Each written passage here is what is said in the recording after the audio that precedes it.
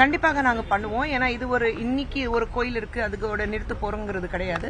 தொடர்ந்து பண்ணுவோம். தமிழ்நாடு முழுவதும் எங்கெல்லாம் கோயில் இருக்கும் ஒவ்வொரு இடத்துக்கு போயிட்டு யார் யார் வந்து வேற வேற திசைக்கு போயிட்டு நம்ம பாஜகல இருந்து ஒவ்வொரு திசைக்கு போயிட்டு இன்னைக்கு நான் இருக்கேன் இல்ல அண்ணாமலைஜி இருக்காங்கிறது மட்டும் கிடையாது. எங்க கட்சியில இருக்கிறது கோடிக்கணக்கான காரியகர்த்தாஸ் இருக்காங்க. அவங்க எல்லாரும் ப்ராபப்ளி அவங்க வந்து உங்களை மாதிரி பேட்டி கொடுக்க முடியாது, இல்லைன்னா நீங்க போய் பேட்டி எடுக்க மாட்டீங்க. பட் அப்படி இருந்தும் அவங்க வந்து செல்ஃப்லெஸ்லி போய் ஒவ்வொரு கோயில் சுத்தம் பண்ணிட்டே இருக்காங்க. அதுதான் எங்களுடைய இப்போதைக்கு ஒரு என்ன சொல்றது ஒரு லட்சமே இருக்கு. பராமரிப்பு இல்லாத கோயில்களை சுத்தம் செஞ்சா கேட்கல. பராமரிப்பு பண்ணாத கோயில்களை சுத்தம் செஞ்சா அது தூய்மை பண்ணி சொல்லலாம். ஆல்ரெடி பராமரிப்போட இருக்க கோயில்களை ஏன் சுத்தம் ஏன் எந்த கோயிலுக்கு இருக்கலாம்? ஏன் அந்த மாதிரி வந்து பராமரிப்பு இருக்கிற கோயிலுக்கு தான் போகணும்னா இல்ல ஒரு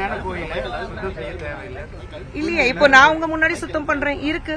நீங்க என்ன பண்ணாலும் கொஞ்சம் அழுக்கு இருக்குல்ல. ஒரு சின்ன அழுக்கு இருந்தாலும் நம்ம வீட்டுல ஒரு இடத்துல நீங்க வந்து எங்கேயாவது ஒரு காப்பை வந்து ஒரு ஒட்டடம் பார்த்தாலே கிளீன் பண்ணணும்னு தோணும்ல உங்களுக்கு. சோ நம்ம வீடு நினைச்சிட்டு நம்ம ஏன் சுத்தம் பண்ணக்கூடாது? அந்த கோயிலுக்கு தான் பண்ணணும், இந்த கோயிலுக்கு ஏன் பண்ணக்கூடாது? இல்ல அந்த கோயில் தான் பண்றாங்க மறுபடியும் ஏன் அந்த கோயிலுக்கு பண்றீங்க? நாங்க இருக்கக்கூடாது. கோயில் தான். கோயில் வந்து நம்ம வீடு நினைச்சிட்டு ஒரு சின்ன ஒட்டடம் இருந்தாலும் நம்ம அதை சுத்தம் பண்றது நம்மளுடைய டியூட்டி. அது நம்ம 22ஆம் தேதி அயோத்தியில ராமர் கோயில் கும்பாபிஷேகம் 22ஆம் தேதி நடக்க போகுது. நீங்க பங்கேற்க போறீங்க? இல்ல நான் பங்கேற்கல. ஏன்னா நிறைய வேலை எனக்கு இங்க இருக்கு. சோ நான் பங்கெடுக்கிறதுக்காக ராமர் கோயிலுக்கு போகல.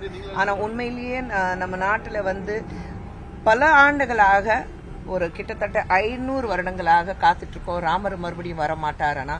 இன்னைக்கு வந்து பிரதமர் மோடி அவர்களுடைய ஆட்சியில இன்னைக்கு ராமர் மறுபடியும் ஒரு இடத்துல நம்ம பார்க்க போறோம். ஸோ ரொம்ப பெருமையா இருக்கு, ரொம்ப சந்தோஷமா இருக்கு.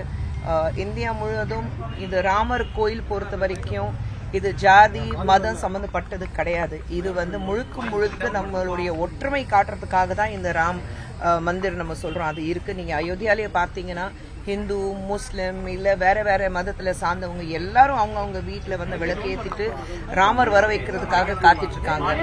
இந்தியா முழுவதும் மட்டுமல்ல உலகத்திலயும் நீங்க ஒவ்வொரு இடத்துல இந்தியர்கள் எங்க வாழ்றாங்களோ அவங்க இதை கொண்டாடிட்டு இருக்காங்க. இது வந்து மிகப்பெரிய விஷயம் அவங்க பார்த்துட்டு இருக்காங்க.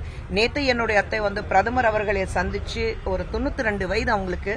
ஆனா பிரதமர் சந்திக்கணும் சொல்லிட்டு எங்க அத்தை பிரதமர் பார்த்துட்டு கிட்டத்தட்ட 10 நிமிஷம் அவங்க கை பிடிச்சிட்டு அவங்க கிட்ட பேசி அவங்களுக்கு வந்து ஆசீர்வாதம் கொடுத்துட்டு வந்திருக்கிறாங்க. ஏன்னா இந்த ராமர் கோயில் கட்டி இருக்கிறாரு அதுக்கான அவங்களுக்கு வந்து நிச்சயமாக வாழ்த்து சொல்லணும் சொல்லிட்டு.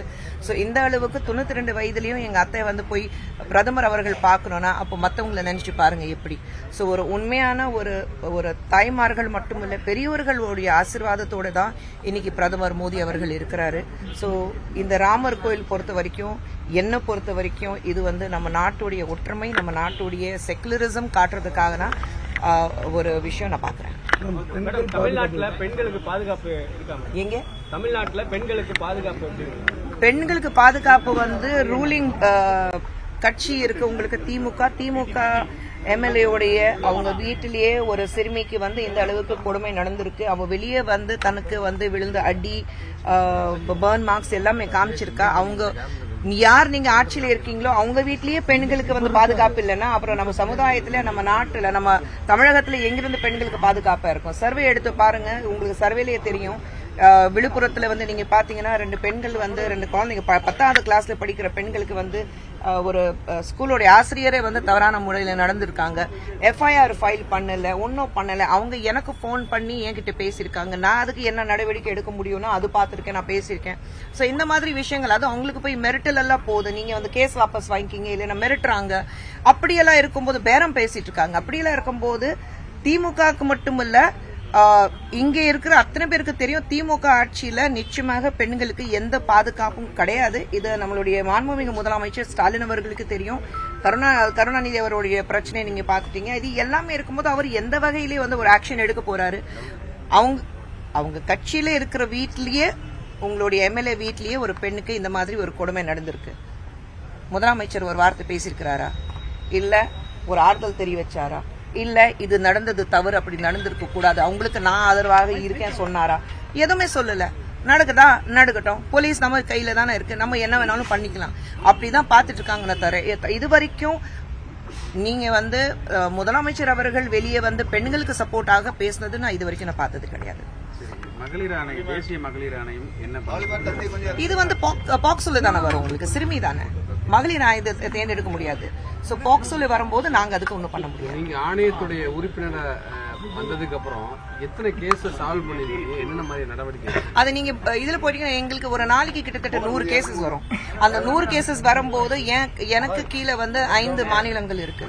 அந்த 5 மாநிலங்கள்ல இருந்து நீங்க பாத்தீங்கன்னா ஒரு நாளைக்கு கிட்டத்தட்ட ஒரு 100 கேசஸ் எனக்கு வந்துடும். அந்த 100 கேசஸ்ல இருந்து எங்களுக்குன்னா ஒரு கமிட்டி இருக்கு. அந்த கமிட்டில இருந்து இன்வெஸ்டிகேஷன் ஆபீசர்ஸ் இருக்காங்க. அந்த எல்லாமே அப்ரூவ் பண்ணிட்டு அவங்களுக்கு அனுப்பி இன்வெஸ்டிகேஷன் ஆபீசர்ஸ் அதை பார்த்துட்டு அப்ரூவ் பண்ணிட்டு அதுல பல கேசஸ் கொஞ்சம் பொய்யான கேசஸ் இருக்கும். பல கேசஸ் வந்து சிலது வந்து சும்மா வந்து ஒரு பழி வாங்குற முறையில தான் சில கேசஸ் இருக்கும். ஸோ உண்மையான கேசஸ் எடுத்துட்டு அது மட்டும் நாங்க வந்து இன்வெஸ்டிகேட் பண்ணி அதை ஆக்ஷன் எடுக்கிறோம். போலீஸ் கிட்ட பேசுறோம். போலீஸ் கிட்ட இப்ப நானே உங்களுக்கு தெரியும், லாஸ்ட் டைம் வரும்போது இங்க டிஜிபி அவங்களை பார்த்துட்டு சங்கர் அவர்களையும் ஷைலேந்தர் பாபு அவர்கள் இருக்கும்போது அவங்க 2 பேரும் பார்த்துட்டு 720 கேசஸ் கடந்த 2 வருஷத்துல நான் வந்து கொடுத்திருந்தேன் தமிழகத்துல. சோ இதெல்லாம் நாங்க பண்ணிட்டு தான் இருக்கோம். நிறைய கேசஸ் நாங்க சால்வ் பண்றோம். தமிழ்நாட்டுல இந்த பெண்கள் பாதுகாப்பு மாதிரி வட இந்தியாலயும் பிரச்சனை இருக்கு. டேட்டா படி வந்து வட இந்தியால பீகார்ல தான் அதிகமா இருக்கு. மேக்ஸிமம் கேசஸ் உங்களுக்கு வட இந்தியாவை விட உங்களுக்கு மேக்ஸிமம் கேசஸ் எங்களுக்கு வர மேக்ஸிமம் கேசஸ் பீகார், ஆந்திர பிரதேஷ், இது 2 தான் மேக்ஸிமம் கேசஸ் வரும். அதே மாதிரி உத்தரப்பிரதேசம் இருக்கு, அங்க பிஜேபி இருக்கு. பட் எங்களுக்கு வர, நான் வந்து ஒரு உறுப்பினராக சொல்றேன், எங்களுக்கு வர கேசஸ் சொல்றேன். எங்களுக்கு வர கேசஸ்ல தான் மட்டும் தான் பேச முடியும். ஒரு நேஷனல் கமிஷன் ஆஃப் உமன் உறுப்பினராக என்னால் அது மட்டும் தான் பேச முடியும். சோ எங்களுக்கு வர கேசஸ், ஸ்பெஷலி எனக்கு வர கேஸ் தான் பீகார் எனக்கு கீழே இருக்கு. சோ எனக்கு மேக்ஸிமம் வர கேசஸ் வந்து பீகார் அண்ட் ஆந்திர பிரதேஷ். தமிழ்நாட்டை ஒப்பிடும்போது அங்க ஆல்மோஸ்ட் ஈக்குவலா தான் இருக்கு. தமிழ்நாடு வந்து ரொம்ப பின்வாங்கி இருக்குன்னு நான் சொல்ல மாட்டேன். அதான் நான் சொல்றேன், இங்க தானே இருக்கேன் நான். டெய்லி கேசஸ் பார்த்துட்டு தானே இருக்கோம். சோ வெளிய மாநிலத்துல வந்து அங்க போய் பாக்குறோம், நம்ம மாநிலத்துல இங்க தான் இருக்கோம், டெய்லி படிக்கிறோம், டெய்லி நியூஸ் நமக்கு வருது, உங்களுக்கும் வருது. சோ அதான் நான் கேட்டேன், முதலமைச்சர் ஏதாவது ஒரு வார்த்தை சொல்றாரு? புகார் கொடுக்கணுங்கிற ஒரு விழிப்புணர்வு பெண்கள்கிட்ட வந்திருக்காங்க. இன்னும் வரல. இன்னும் கொஞ்சம் பயத்துல தான் இருக்காங்க பெண்கள். இப்போ நீங்க பாத்தீங்கன்னா விழுப்புரத்துல அந்த 2 குழந்தைங்களுக்கு வந்து இந்த 2 குழந்தைங்களுக்கு வந்து ஒரு பாலியல் தொல்லை இருக்கும்போது, ஆசிரியர் கிட்ட இருந்து பாலியல் தொல்லை இருக்கும்போது அவங்களுக்கு மிரட்டல் போகுது. போலீஸ்காரங்க மிரட்டுறாங்க, கட்சிக்காரங்க போய் மிரட்டுறாங்க, நீங்க கேஸ் வாபஸ் வாங்கிக்கிங்க. அப்படி இருக்கும்போது ஒரு பயத்துல தான் வாழ்ந்துட்டு இருக்காங்க. ஏன்னா ரொம்ப பின்பற்ற மக்கள் அவங்க, சமுதாயத்துல வந்து ரொம்ப கஷ்டப்பட்டு வாழ்ற மக்கள். அப்படி இருக்கும்போது குழந்தைங்க படிக்க வைக்கணும், கல்விதான் ரொம்ப முக்கியம் நான் சொல்லி குழந்தை படிக்க வைக்கும் போது பெண் குழந்தைங்களுக்கு இந்த மாதிரி ஒரு அநியாயத்தை நடக்கும்போது நிச்சயமாக அவங்க முன் வந்து பேசுறதுக்கு கொஞ்சம் பயப்படுறாங்க. நாளைக்கு வேற ஏதாவது பிரச்சனை வந்துருமான்னு ஒரு பயப்படுறாங்க.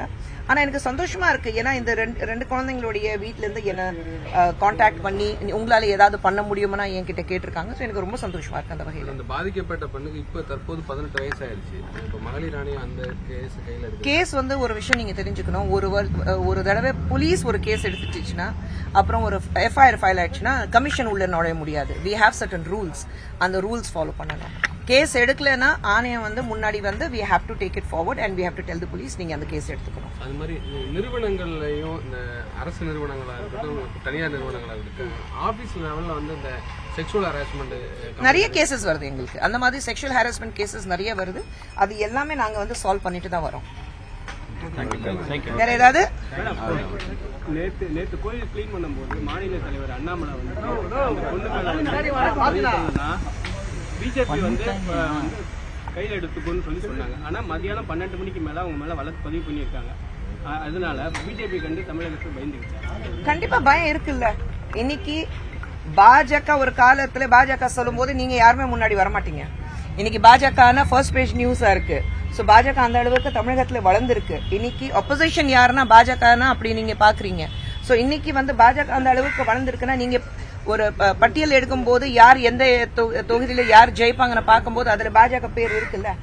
பல இடத்துல பாஜக வந்து ஈக்குவலா இருக்கு. அப்படி இருக்கும்போது உங்களுக்கே தெரியும் we have grown. ஒரு மிகப்பெரிய இடத்துல வந்து பாஜக இருக்கு. சோ பாஜக சொல்லும் போது அதுவும் எங்களுடைய மாநில தலைவர் அண்ணாமலை ஒரு விஷயம் சொல்லும் போது ஒரு சின்ன பயம் எல்லாருக்கும் இருக்கு. ஐயையோ இன்னைக்கு அண்ணாமலை அவர்கள் என்னத்தான் வெடிக்க போறாரு, என்னத்தான் சொல்ல போறாரு. சோ அந்த பயம் இருக்கு. அந்த பயம் நல்லது. அதிமுகவுடைய தோல்விக்கு காரணம் பிஜேபி தான். பிஜேபியோட அலைன்ஸ் வச்சனாலதான் வந்து அலைன்ஸ் விஷயத்துல நான் எதுவுமே பேச முடியாது. அது வந்து டெல்லியில இருந்து பேசுவாங்க, இல்லனா எங்களோட மாநில தலைவர் வந்து பிஜேபி இருக்குன்னு சொல்றீங்க. ரெண்டாவது கட்சியா அதை நாங்க சொல்லிக்கிறோம். அது எங்களுக்கு பெருமையா இருக்கு அதை சொல்லிக்கிறது. ஏடிஎம்கே என்ன சொல்றாங்கன்னா பிஜேபியோட அதான் சொல்றேன், அவங்கள பத்தி என்னால பேச முடியாது. அந்த பொசிஷன்ல நான் இல்ல. நான் கட்சி சார்பாக அவ்வளவு விஷயங்கள் பேச முடியாது. அது டெல்லியில இருந்து பேசுவாங்க, இல்லனா மாநில தலைவர் பேசுவாங்க. மேடம் காயத்ரி ரகுராம் வந்து இப்போ அதிமுக போய் சேர்ந்துட்டாங்க. சரிங்க, அதுக்கு அதை பத்தி நீங்க என்ன நினைக்கிறீங்க? ஒன்றும் நினைக்கல. தேர்தலில் போட்டியிட வாய்ப்பு இருக்கா? நீங்க கண்டெஸ்ட் பண்றதுக்கான வாய்ப்பு? ஐயோ, இது ஒவ்வொரு தேர்தல் வரும்போது எனக்கு இது வந்துட்டு தான் இருக்கும்.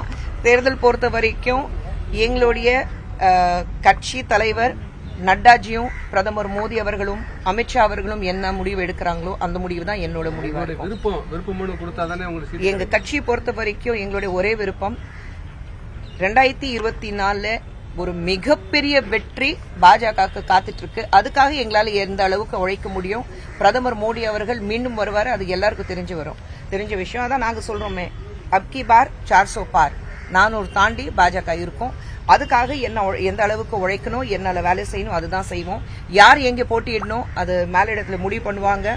சோ அதுல எங்களுடைய விருப்பம் இருக்கா இல்லையா அது வந்து டோட்டலி செகண்டரியா இருக்கு, அது முக்கியத்துவம் கிடையாது. தேங்க்யூ.